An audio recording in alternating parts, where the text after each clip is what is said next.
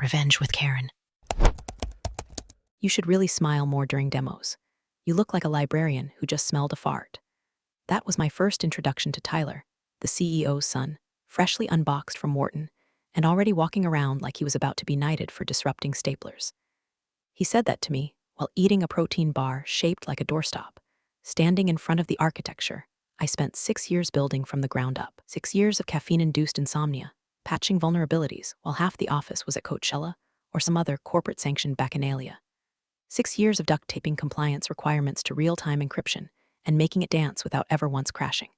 And now here was this smug baby MBA calling me tech support in a cardigan because I dared to wear wool in August. They'd asked me to sit in on the investor pitch prep, not present, mind you. Sit. Observe. Smile politely while Tyler mispronounced the very terms I coined and confused AES with AI like he was reading from a bad chatbot script. Apparently, I was too intense to face the investors. You know how engineers get, the COO muttered to HR once, thinking I was out of earshot. Brilliant, but weird. Yeah, well, your wife's hairdresser uses my password manager. Small world, but here's the funny part. For all the posturing, the private jets, motivational Slack messages about synergy, none of them ever looked at the code-base metadata. None of them knew that buried deep in that system, the one they're now trying to sell for neat $90 million, was a heartbeat signature. Mine. A heartbeat the system checks every time it boots. Not biometric, not retinal, not fingerprint. Mine. And if that heartbeat disappears for more than 48 hours, the encryption key fragments. Irreversibly. I didn't do that out of spite. I did it because they refused to pay for a second security engineer. Look, I'm not bitter. I'm not some vengeful genius hiding behind horn-rimmed glasses and trauma. I just got tired of being the only person in the room who could tell the difference between a network breach and someone opening too many tabs. I made something airtight. They ignored it because I drink instant coffee and wear Payless loafers. Joke's on them. Shoes don't squeak when you walk into a boardroom uninvited. And speaking of ignoring things, if you've made it this far and haven't hit the subscribe button, what are you doing? You're already deep in the weeds with me. Might as well make it official. Go ahead, subscribe. It keeps this story engine running smoother than Tyler's gelled hair after a midday ego boost. Really helps the team keep the Marlboros lit and the microphones hot. Anyway, after Tyler's fart joke and his PowerPoint tantrum, I was told I'd be handling the back-end prep for the investor pitch. In English, that meant I'd be making sure nothing exploded while he demoed software he couldn't spell. He handed me a checklist that looked like it was written by ChatGPT after 3 cocktails.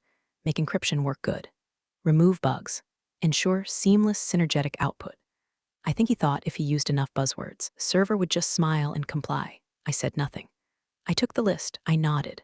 Then I went back to my desk and did what I always do when men like Tyler start puffing their chests, silently prep the tripwire. There's a line between being humble and being invisible. I walked that line every day. No title inflation, no stock options, no glossy awards.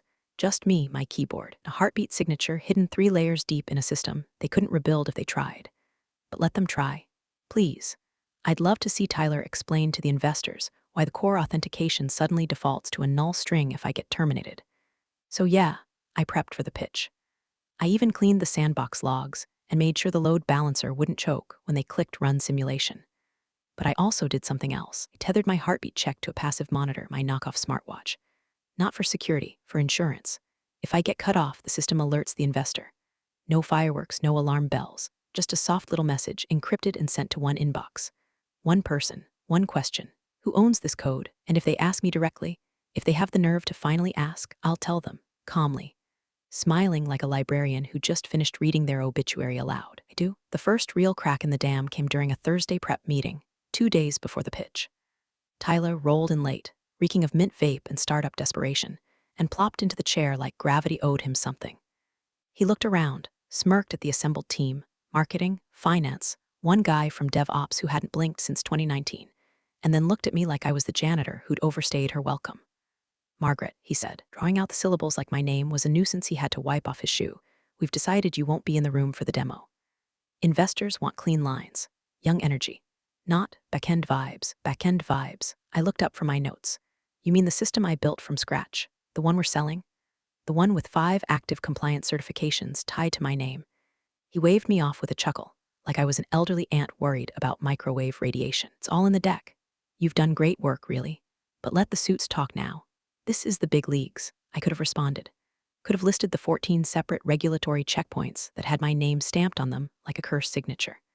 Could have pulled up the multi-jurisdictional clause that said only a certified architect could demo live encryption for cross-border investors.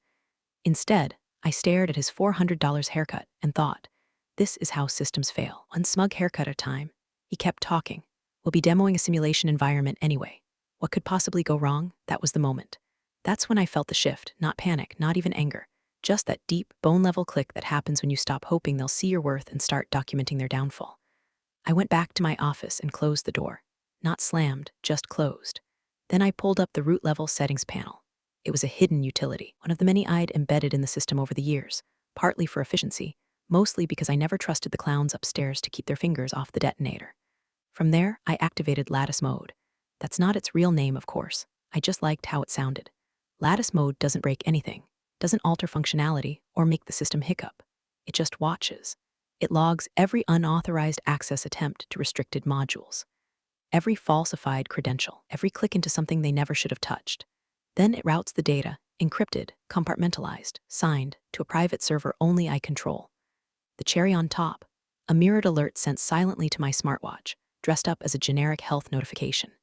So when Tyler, or whatever intern he weaponized, tried to bypass the authentication layer during the demo, I wouldn't need to be there. My wrist would buzz like a mosquito at a barbecue. I'd know, the fools have officially opened the wrong drawer. I don't get mad. I get methodical. To be clear, I warned him. I walked straight back into the glass box they call a war room, past the catered sushi and the vision boards that looked like Pinterest had a seizure, and I told him, Tyler, you're planning to demo a compliance-bound encryption tool without the licensed architect present. If you touch anything under Layer 3 without my handoff key, you're exposing the company to federal penalties. And if you simulate authentication with dummy data, that's falsification. He blinked at me like I was speaking binary. Margaret, no one's going to arrest us for showing a prototype. Chill. Go take a nap or something. Go take a nap. I turned and walked out before I said something career-ending. Not for me, for him. That night, I added one more rule to the monitor. If the system registers more than 3 failed access attempts to the credential vault, it sends a silent ping to one additional address. The legal team of our lead investor. Just a contingency. Insurance. Like buckling your seatbelt before the wreck. By Friday morning, they'd already begun rehearsing without me. I walked past the boardroom and saw Tyler standing in front of the screen, gesturing with all the subtlety of a mime on meth. I paused just long enough to watch him stumble over the word decentralized before my wrist buzzed. 1 failed access attempt. I smiled, then kept walking. The rumor hit like black mold, slow, silent, and spreading through the drywall while everyone pretended it was just a weird smell. It started with one of those fake casual check-ins. Hey, just wondering, is Margaret okay? Then came the sudden drop in invites, no more all hands, no calendar pings, not even a Slack reaction when I posted that the load test passed at 400% projected demand. Next, a project manager, new, too young to know better, slid up to me by the espresso machine and said, just between us girls, do you ever worry you're like too siloed? I looked her dead in the eye and said no. I worry you're not siloed enough. She blinked, laughed nervously, and scurried off like I'd coughed up a bat. By Tuesday, someone from HR accidentally sent me a calendar invite to a performance review that didn't include me on the panel. I opened it out of curiosity and found the words not team-oriented, rigid, and my personal favorite, highly replaceable post-funding. Bold of them to put that in writing. Even bolder to think I wouldn't see it. That afternoon, I logged in to prep for a routine stability check. My admin access was gone, not downgraded. Gone. Just a red banner across the dashboard. Insufficient permissions. No warning, no explanation. Just silence where my control had always been. I sat still for 5 full minutes, not angry, not sad, just still.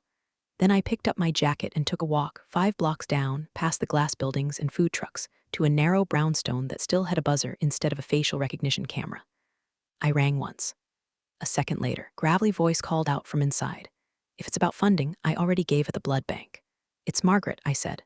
The door opened. Abe was the last original co-founder still technically on paper.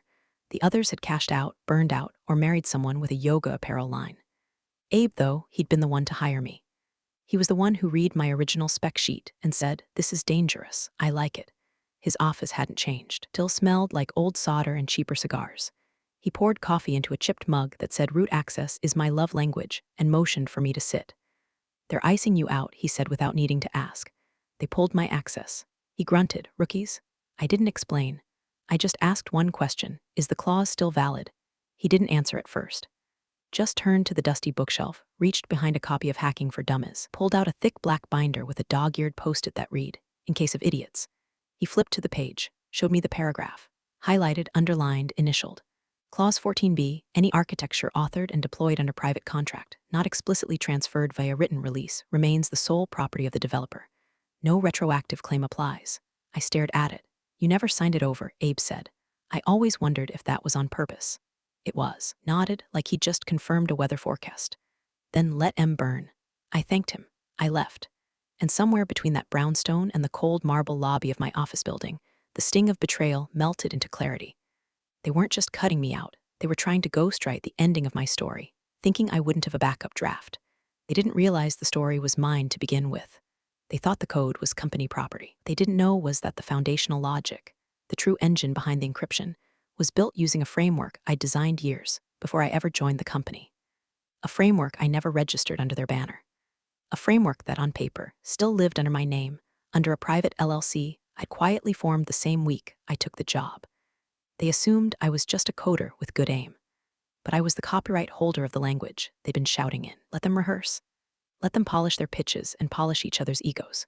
Let them rewrite the org chart and redraw the seating plan. When the lights go out, they'll realize the only person who can flip the breaker is the one they just ghosted. Investor Day smelled like money and panic sweat. The conference room had been gutted and rebuilt with temporary LED panels and branded step and repeats, like someone was trying to launch a hedge fund on the set of a game show. The coffee was artisanal, the pastries had names, and the interns were handing out brochures that looked like they'd been printed with angel tears. They sat me in the back. No name tag, no introduction. Just a plastic folding chair with a view of the exit sign. Tyler, naturally, was center stage, flanked by two executives who looked like they'd been printed from the same smug template. His tie was too tight, his smile too wide, his confidence too loud for someone whose demo had failed 3 times in the past week behind closed doors. He opened with a joke, something about firewalls and fire drills. It landed like a thud in a morgue. But no one cared. They were all too busy eyeing the slides behind him. Glowing graphs, product renderings, charts that bent up and to the right like salvation itself. Tyler could have said the system ran on hamster wheels and cheap vodka, and they would have clapped, because the room was thick with anticipation. $90 million was in the air. Then he hit the encryption demo. The system purred, fast and fluid, responding to commands like it was reading minds. A few VCs exchanged impressed glances. One even murmured, "This is elegant." I didn't blink. They had no idea they were looking at a hollow puppet. A working illusion, sure, but an illusion nonetheless. They were watching was a rehearsed loop inside a sandboxed clone of the architecture, running clean only because I'd stripped out the deeper verification layers. If they'd tried to stress test it, crack it open for scaling or regulatory use, the whole thing would have spit out an error code and a soft little message. Contact original architect for access rights. Tyler didn't know that. He was too busy riding the sugar high of applause. Then came the voice. It belonged to a woman. Mid-40s, crisp suit, ice blue nails that probably cost more than my car's timing belt. She was introduced earlier as VP of Strategic Infrastructure. Translation, the one who actually reads the fine print. She raised one eyebrow and asked, like she was ordering a coffee, who owns the underlying encryption framework. Tyler blinked, stuttered for just half a second. Then he smiled. Company property, of course, all developed in-house. The room nodded, hands moved, tablets tapped. The lie floated out like a helium balloon, confident, bright, and stupid. And then buzz. My smartwatch vibrated. It was subtle. No one saw, no one cared, but I looked down anyway, just once. One new voice message, encrypted, authenticated. Sender, investors at Archoncapital.com timestamp, real time. I tapped to play in the tiniest whisper of volume. A voice, refined, skeptical, came through. Margaret, we're told the architecture is yours. Is the encryption your personal IP? I stared at the screen, my own reflection in the glass. Calm, tired, unshaken. My thumb hovered over the reply button. I didn't press it. Not yet. Instead, I slipped the watch beneath my sleeve and crossed my legs. In the front, Tyler was spinning some garbage metaphor about how the code was like a trust fall in the cloud. Someone actually clapped. I leaned back in my folding chair and watched him paint his masterpiece of nonsense, every stroke sealing his fate. Because now the investors knew. Now they were asking me directly. And the best part, they hadn't even seen the clause yet. Tyler caught me before I could leave the building, all synthetic charm and glossy teeth, standing like a sales rep who'd just upsold a pensioner on an NFT course. Blocked the hallway with the confidence of a man who's never been told no by anyone who wasn't paid to say it. Behind him, the investors were still shaking hands and complimenting the kombucha bar. The smell of fake citrus and real arrogance clung to the air.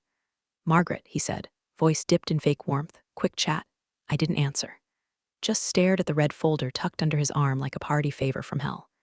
He stepped closer, lowering his voice like we were co-conspirators. "Dad says you're terminated, effective immediately." He smiled like it was a reward. "Nothing personal, just time to streamline things. You know how it is." "Oh, I knew. You've done great work. But now that the system's proven, we need to scale without dependencies." He said that last word with a little pause, like he thought it might be too technical for me. Then he slid the red folder into my hands. "There's your severance check. Be generous, honestly, and the NDA. Just your standard, don't ruin our fundraising language. Legal says you'll want to sign today so we can move forward clean." He tapped the folder like a waiter setting down a lukewarm steak. I opened it slowly, not out of confusion, just timing. Inside, a check for $12,000. The price of silence, apparently, and a 4-page document that boiled down to one command: disappear. He watched me read it, waiting for a crack in my expression. I gave him nothing. I closed the folder, then nodded. "Okay," I said softly. "Okay." He blinked, caught off guard by how easy that was. I nodded again. "I understand." His shoulders dropped, victory already oozing from his pores.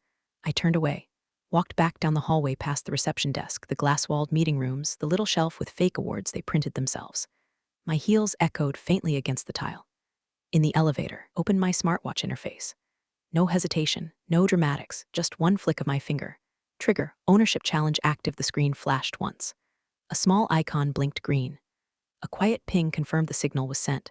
The legal timestamp, the IP registration certificate, the clause scans, all pre-compiled and uploaded to the investor's audit node the moment my employment status was flagged as terminated. No sirens, no emails, no confrontation, just a clean rupture. The kind that doesn't bleed until it's too late to suture. The kind that lawyers don't see coming until it's already inside the firewall. By the time I stepped out onto the sidewalk, the sky had turned slate gray. Rain smelled close. Thunder rumbled like distant applause. I kept walking. Tyler thought he had erased me. Thought he'd pinned the last butterfly to the board, labeled it, and moved on.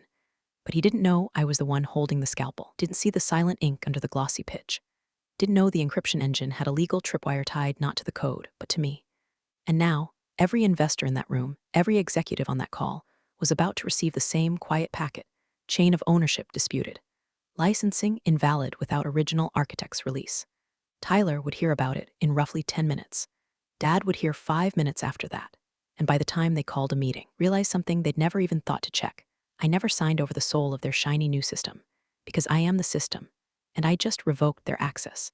The first ripple came before I finished my coffee. It was early, too early for anyone from the C-suite to be active unless something had gone nuclear.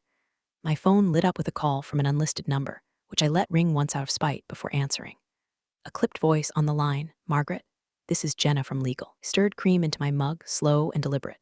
"Hi, Jenna." There was a pause, a rustling of papers. Someone muttering in the background, probably Tyler, hyperventilating into a branded hoodie. "We're trying to clarify something. The investors they've temporarily halted negotiations. They're requesting documentation regarding the ownership of the encryption framework. I'm sure it's just a formality. You understand, they just need peace of mind." Peace of mind. "Do you have any documentation?" Jenna continued, her voice tightening, "that would suggest the architecture isn't wholly owned by the company?" I sipped. "Yes." Another pause, longer this time. You could almost hear her trying not to swear. "Would you be willing to upload that?" "I already did," I said. 14 minutes ago. Time-stamped, encrypted, certified. You'll see a voice file and attached clause documentation.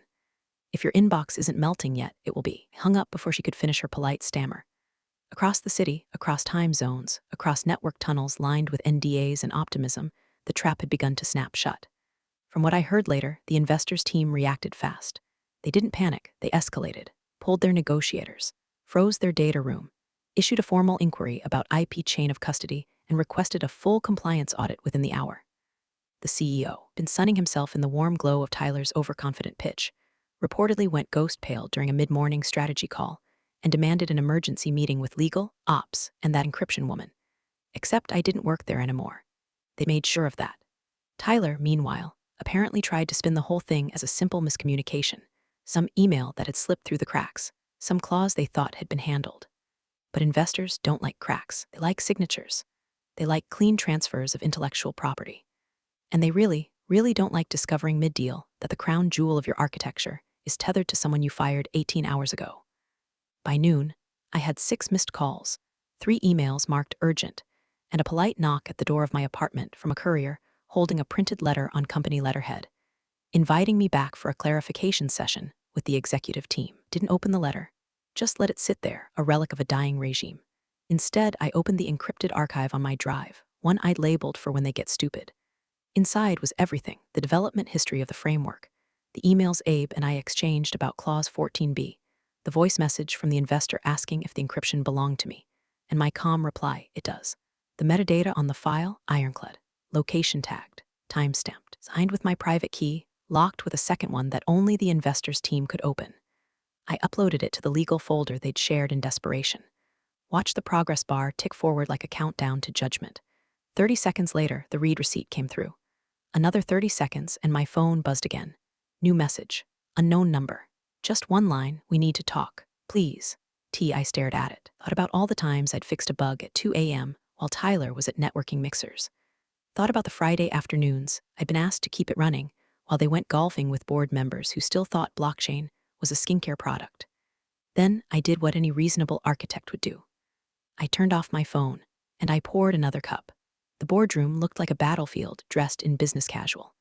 Half the board was already there, flanked by legal counsel, who looked like they'd slept in their suits. Someone had rolled in a whiteboard and scrawled out a frantic timeline of assumed IP transfer, complete with question marks and red arrows pointing to Margaret, like I was a hurricane on a weather map. Tyler stood near the head of the table, sleeves rolled to his elbows in that performative crisis leadership way, pacing like he'd been rehearsing a TED talk on damage control. His voice, was told later, had started climbing the longer the meeting dragged on without me. Words like disgruntled, misinterpreted, and easily fixed were tossed around like duct tape on a sinking ship. I let them spiral. I let them stew in the silence of my absence. And then, 28 minutes past the hour, I walked in. No fanfare. No lawyer flanking me. Just me, a manila folder under my arm, and the quiet click of my shoes against their panic-polished floor. Tyler stopped mid-sentence. His eyes flicked to me, then to the CEO, his father, whose face had the strained, blotchy tone of someone learning the sunburn he thought he earned was actually radiation. Margaret, Tyler said, forcing a smile that died halfway across his face, we didn't think you were coming. I'm not here to stay, I said, placing the folder gently at the center of the table like I was setting down a verdict. Just here to correct the narrative. Someone from legal cleared their throat. We've reviewed your documentation. There's ambiguity in the way the architecture was handled. There's no ambiguity, I interrupted, calm as a sniper. There's Clause 14b. I opened the folder. Inside, one page, printed, highlighted, signed by the original co-founder, countersigned by me, dated, filed, notarized. Unassigned IP remains sole property of the developer, I read aloud. No retroactive claim applies. No one spoke. I let the silence sit like wet concrete, heavy and setting fast. Without my release, I continued, you cannot sell, license, demo, or scale the encryption framework. Doing so constitutes breach of contract, IP theft, and potential securities fraud if misrepresented during negotiations. Tyler opened his mouth, closed it, opened it again. She was just a coder, he muttered, half to himself. Just the back-end lead, the CFO coughed. IP filing is hers. It predates our involvement. Tyler turned to his father, whispering something frantic. The CEO didn't move, just stared at the clause like it had personally insulted his golf handicap. Margaret, the board chair said, trying to bring dignity back into the room, what would it take to resolve this amicably? I leaned forward, resting my palms on the table. You fired me. You locked me out. You called me redundant. I tapped the page. It says otherwise. Another silence, deeper now, sinking into the bones of the building. Behind me, the door clicked shut. Security, maybe, or just the weight of consequences finally closing in. Tyler was pale now. His father no longer looked at me, just stared out the window as if the parking lot might offer salvation. You have 2 options, I said. Rebuild from scratch, which will take 2 years, 4 lawsuits. The collapse of your funding round, I slid a second sheet across the table. A printed invoice, or license the framework from me. The number on the paper was clean, not cruel, just accurate. A silence passed. Someone exhaled like they'd been underwater. I'll give you until tomorrow at noon. I picked up the original clause and slipped it back into the folder. After that, I negotiate directly with the investor. Then I turned. Walked out the door I'd once been escorted through. This time, no one followed. I didn't wait until noon. By 9:04 a.m., I was already on a video call with the investor's core team. No middlemen, no company handlers, no Tyler in a slim-fit blazer interrupting to explain acronyms he didn't understand. Just me, a black turtleneck, and a fresh cup of coffee, staring down three people in suits so expensive they made my thrifted bookshelf look like evidence in a tax fraud case. "Let's get straight to it," said the lead partner, folding her hands like she was about to negotiate a hostage release.